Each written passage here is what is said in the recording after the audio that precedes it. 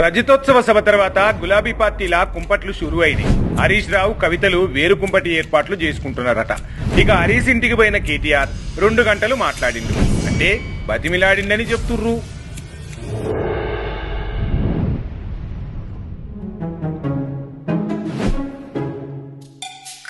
ఏం రామారావు, నా ఇంటికి వచ్చినావు? కొత్త డ్రామా షురూ చేసినవా? ఇక నీ ఇతనే మాట్లాడాలే. నేను పార్టీ అధ్యక్షుడు కావడానికి అంతా సెట్ చేసిన. నీ కాళ్ళు మొక్కుతా, నువ్వు నాకు సపోర్ట్ చేయాలే. అసలు ఏం సెట్ చేసినావు? ఈ డ్రామాలేంది? నేను రేపు అధికారంలోకి వచ్చి సీఎం అయినాక పవర్స్ అన్ని నీకే ఇస్తా. పేరుకే నేను సీఎం లెక్కుంటా. పక్కలో బల్లెంల తయారైన కవిత గదే గా శూర్పణఖను పక్కన పెట్టేద్దాం. ఊరిటిల్లుగా నీ ప్లాన్ నాకు తెలుసు. అందుకే ముందుగా వచ్చి ఇక్కడున్నా. నేను కొట్టే దెబ్బకు నీ ఫామ్ హౌస్ లో రీసౌండ్ వస్తుంది, చూసుకో. మరి కవిత ఏమంటదో?